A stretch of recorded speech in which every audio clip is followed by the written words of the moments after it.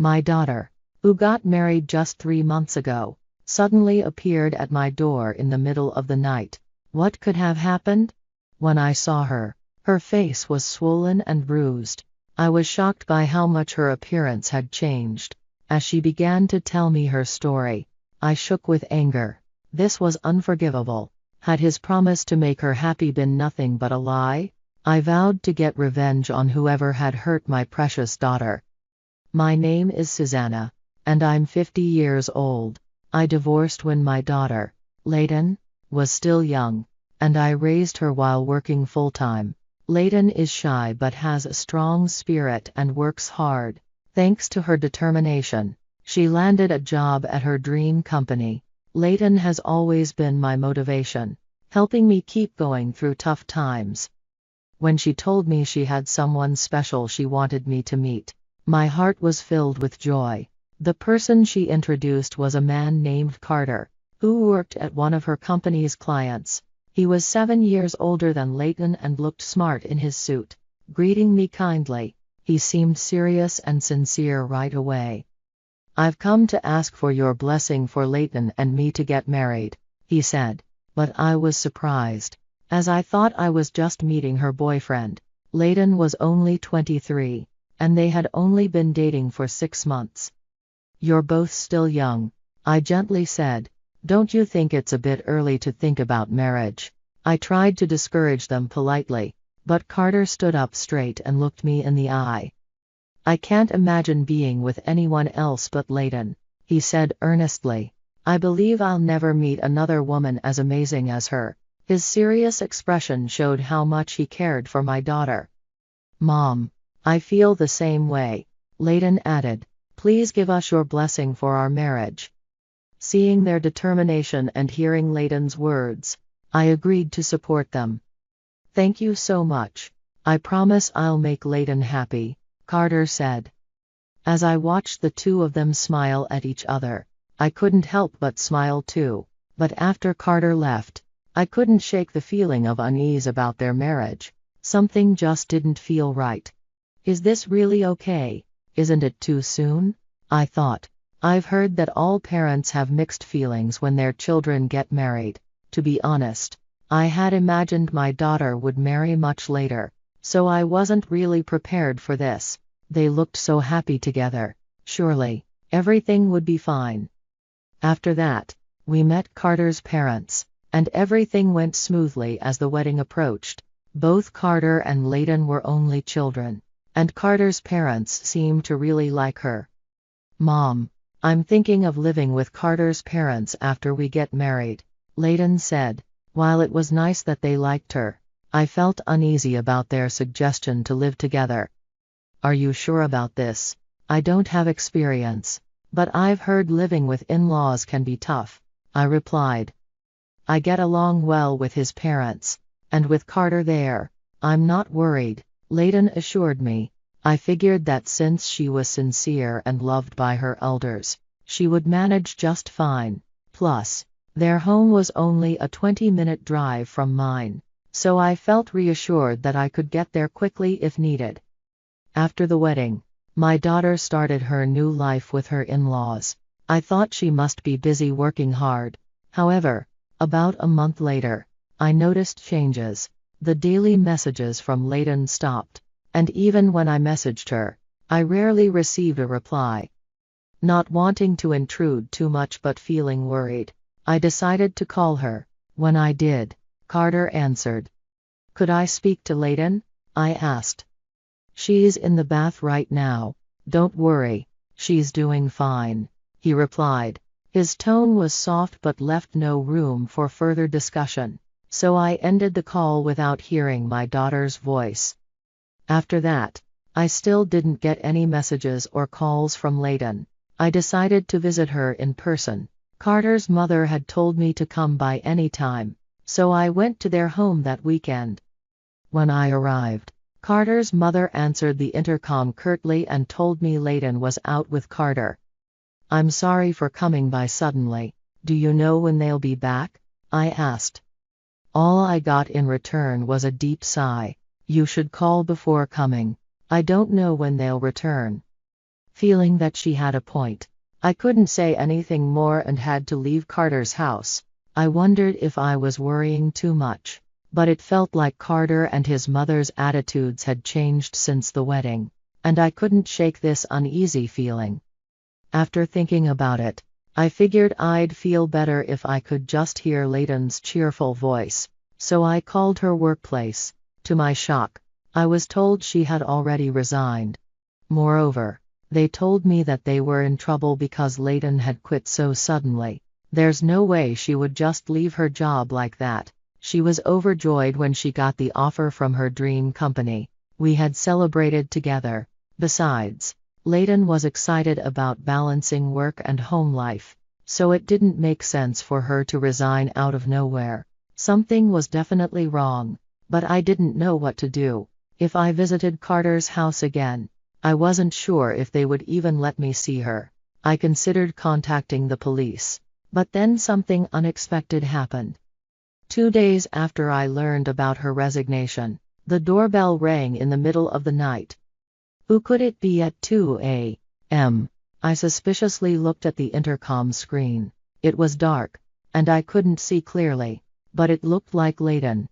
I rushed to the door and quickly opened it. What happened? I've been so worried because I couldn't contact you. Mom, I'm sorry. My happiness at seeing her quickly faded when I saw her face. Layton was unrecognizable, swollen and covered in bruises. What on earth happened to you? You look terrible. For a moment, my daughter trembled and cried, and I just rubbed her back, trying to calm her down. Layton spoke haltingly, her voice thick with emotion. As she shared her story, it became clear that Carter's attitude had completely changed right after their wedding. He told her, "Now that you're my wife, you should serve us," and treated her like a servant. The terrible condition she was in was caused by Carter and his parents. I had suspected something was wrong when Layton rushed to my house, but hearing the details filled me with rage. I didn't want to trouble you, but I'm sorry. Seeing my daughter in such pain made me feel a strong desire for revenge against them. I wanted them to suffer for what they had done. I vowed in my heart that I would never forgive Carter and his parents, who had promised to make her happy but had caused her so much pain. For now, I let Layton rest and decided to confront Carter's family when daylight broke. The next morning, we first went to the hospital to have her injuries treated. After that, I drove with my daughter to their house. As expected, they were in a panic, having noticed Layton was missing. "So, you took her after all?" Carter's father shouted angrily when he saw it was me on the intercom. "Can you explain why Layton is in this condition?" I asked sternly, unfazed by his response. Next to me stood my daughter, her cheeks still swollen and bandaged, looking pitiful. Seeing her like this seemed to make them aware of the neighbors watching, so they let us into the house. The three of them hesitated for a moment but quickly revealed their true colors. Carter's mother glared at Layton and sneered. "We were just disciplining her a bit because she wasn't working properly." "What are you saying?" I shot back. "Carter, didn't you promise to make my daughter happy?" "That was only if she fulfilled her duties as a wife properly," he replied. "But she was too focused on her job. That's why I submitted her resignation letter for her." Layton hadn't quit her job willingly. Carter had done it without her knowledge. Tearfully, she explained that by the time she realized it, it was too late. Carter didn't like that Layton was busy with work and was coming home later than he did. She was working hard because she was excited to be at her dream job. "That's not my concern," Carter said dismissively. "If she can't balance both, she has to quit." Carter continued. "It took her an hour just to make dinner. She can't do any household chores properly." Even Carter's father chimed in against her. My daughter's shoulders shook with fear. "Couldn't you have supported her?" "Carter's mother?" I asked. Carter's mother crossed her arms and replied, "When I came here as a bride, I had to do everything and learn through experience." "That's right. It's a generational thing," Carter's father added.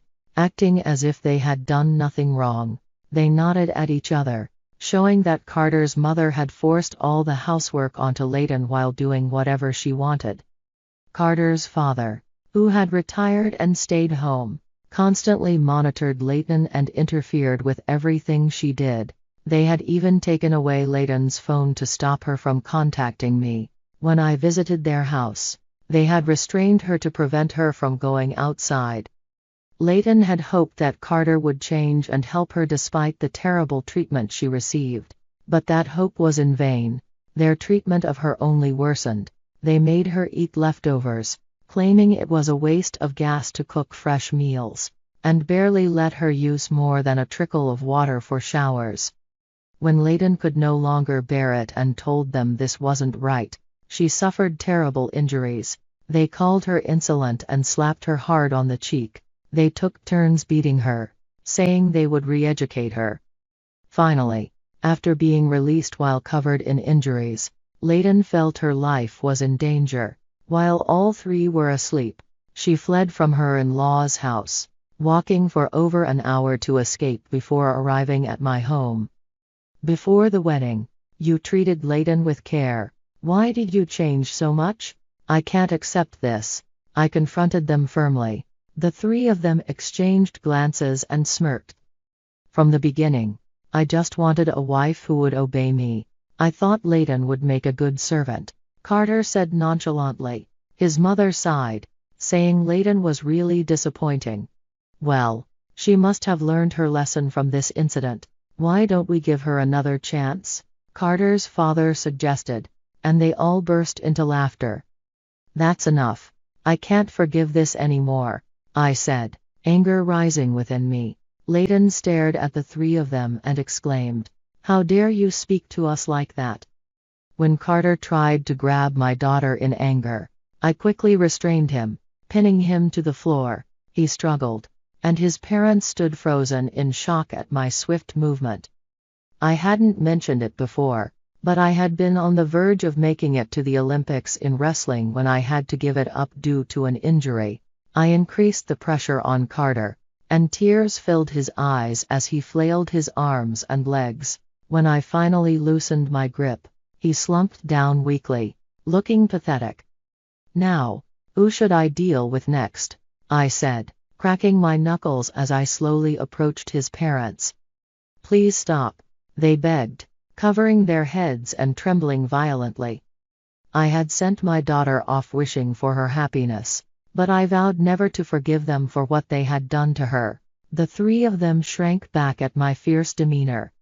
Carter, please divorce me, Layton said, following my lead. She presented the divorce papers in front of him. What are you talking about?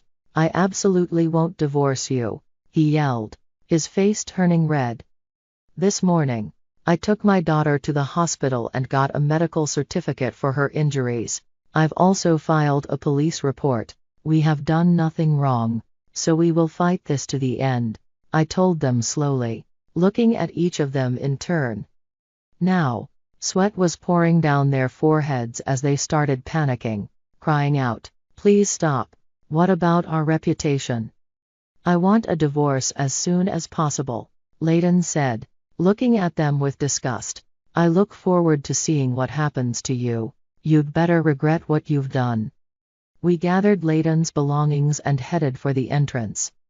Wait, we heard Carter's pitiful voice behind us, but Layton and I left their house without looking back. After that, the divorce was finalized successfully, and Layton received $20,000 in compensation from Carter.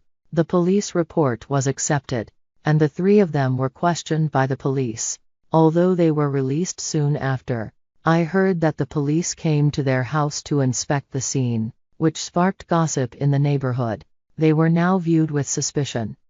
When Layton told her former colleagues about the mistreatment she endured from Carter, the news spread to his company, their client, and he was removed from the fast track to promotion. Meanwhile, Layton slowly healed from her mental and physical wounds at our home and began looking for a new job. My life is far from over. In fact, I've started training again because I want to get involved with wrestling once more.